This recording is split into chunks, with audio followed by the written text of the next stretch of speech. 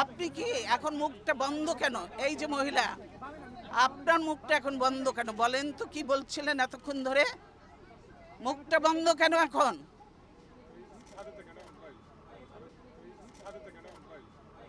দেশ কোথায়? গোপালী?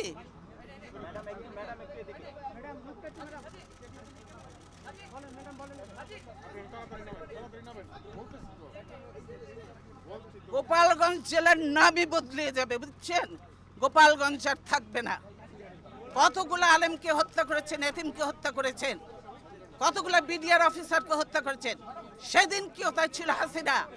সেদিন হাসিনা কোথায় ছিল?